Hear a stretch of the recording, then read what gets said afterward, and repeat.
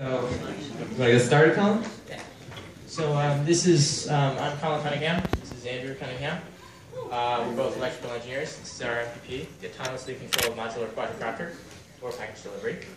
Obviously, maybe you've heard of this. Amazon's doing it. We're trying to do it better. Maybe a little ambitious. All right. Well, so we're going to sort of structure this, in the typical PowerPoint method. We are going to start out with a little bit of a history and background, so about quadcopters and what they've been used for in the past. Then we're going to go straight up into like the project description, what we're doing, and what research gap we're trying to fill. And then we're going to jump right into that design overview. We're going to get into the nitty-gritty of how we actually built this cool thing.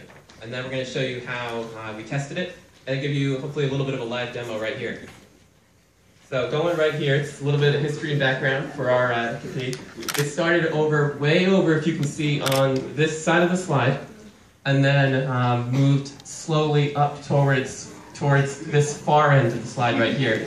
So that's a little bit, there was a sort of a slope upwards progress. And then, so you also might know a little bit about this. So this is the Amazon quadcopter. So this was kind of a cool, nifty idea. Doesn't really work too well, but their concept was, okay, let's deliver a package with a quadcopter. Not too original, really, but apparently they like it, so we'll give it to them. And now the research gap we were trying to fill is through the use of using this quadcopter to sort of fill a hole in this sort of central sort of neighborhood thing. We really don't have what we call a clear research goal, but we sort of like to, we do have a fuzzy one. So that's really the primary push for our project. I'll go over a little bit about what the concept actually is. What we were doing is saying, so Amazon, okay, they're going to try and take some sort of a quadcopter. Sure, they're going to pick up the package from a central node, some warehouse somewhere, probably pretty boring. And then they're going to bring it to your front door, and then they're going to fly back. But what we're doing is we're going to pick up a package from like a central node in like a grid of all different sorts of nodes, and then we're going to fly this object, this unit, to another area, and then release the unit there, and then fly the quadcopter back to the home base. So that's kind of our research concept. And I'll go in a little bit into the design overview for this. So we thought about it, big picture, like, okay, we have here a suburban neighborhood. This is it's a challenging problem, and you can see all these houses here. Like, you can't tell whose house is who. Like it's a really crazy world we live in.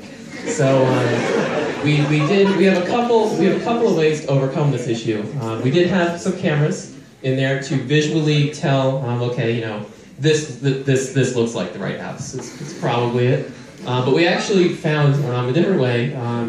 You guys might recognize up in the top right-hand corner, we used a Garmin global positioning system, and this actually proved quite useful. We type in the address into it, and then the camera looks at that and navigates from there.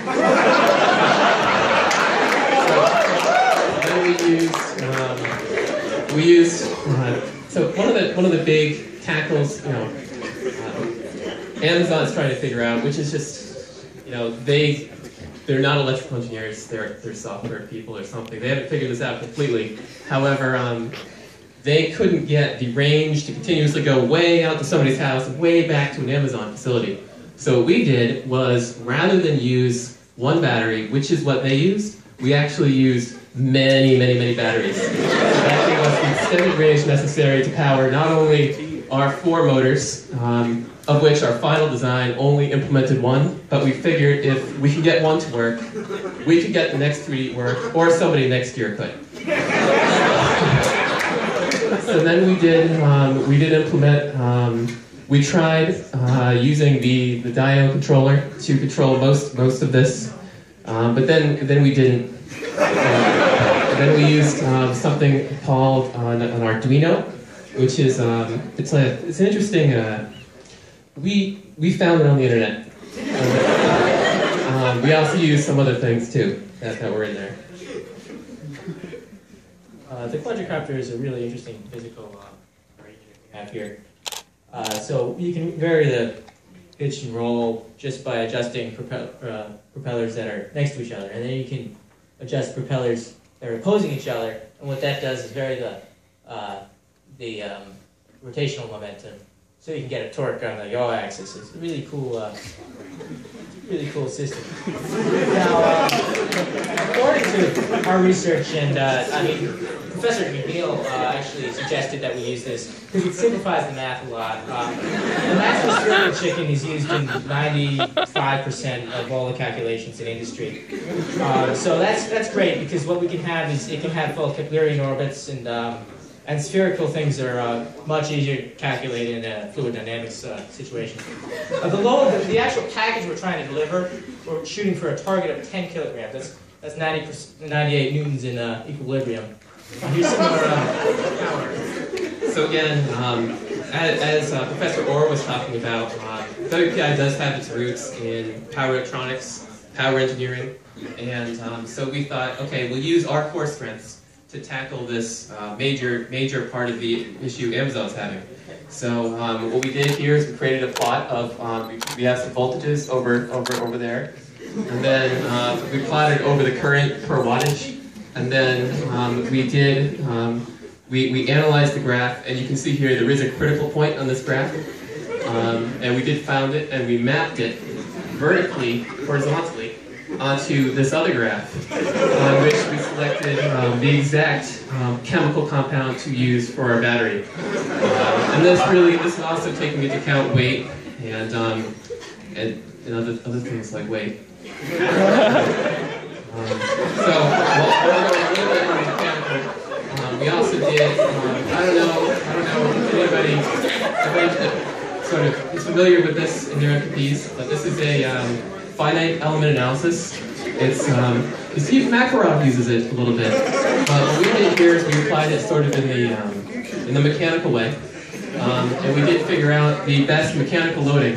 So we grounded that ground part of what you might recognize as the 9-volt battery, and then we applied a positive force down on the positive node of this battery, and then we did measure it. Again, you can see some of our critical points down here. So that's pretty important. The electrical power sinks way down to the bottom, probably due to the gravitational effects involved in flying. And then over to the right, we can see the unknown mechanical units that define this. We did encounter quite a large electrical concern when we were figuring out the chicken provides a very fascinating load. It's a fluctuating capacitor. The thing is, it varies in space and time, and it seems to do so without rhyme or reason. But when you look at it on the grand scheme of things with respect to the Sun and Saturn, then it does make sense. And so we can figure that out with a lot of mathematical analysis, obviously. But yeah, so we need to compensate this with a fast matching network. And this I could try and do with my RF abilities, but I ended up needing some help. And this is, I mean, you need a really high quality factor because we're trying to get this within a meter. So, and the chicken is our backup. So if the GPS fails, those rovers aren't going to know where to go. They might get lost. You're going to end up losing copters, and that's something obviously you don't want because the attack mode. So for this, I enlisted the assistance of some wonderful graduate students who I'd like to stand up. Tan right here, he's taking the pictures. So it's passion, he's in aerospace, and Tan's obviously electrical, so I had some great help. Third part of the mantra. First, me and Tan tried to use a Smith chart. This is a great tool that you learn about when you take courses in very dark magic. What we found was that the quality factor was not what we needed, because the circles, you need actually like a straight edge, and that was something that was not in our budget. So as you can see, the quality factor is not what we need to match a chicken. So we moved on. Me and Sebastian, we attempted to try to solve it analytically here, but soon we discovered that Sebastian tragically forgot the conjugate. So we did eventually narrow this down. There was a lot of complex math. That's us up there. You can tell how excited Sebastian is. Yeah. So what we did. This is our circuit right here. This is our matching network. You can see we've got 2.54 gigahertz signal from the device, and then we match